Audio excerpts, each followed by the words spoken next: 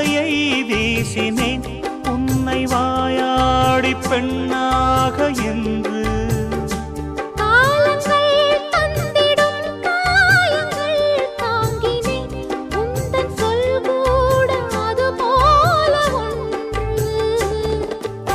பூந்தோகையே சொன்ன என் வார்த்தையே உன்னை அறியாமல் நான் சொன்ன மொழி.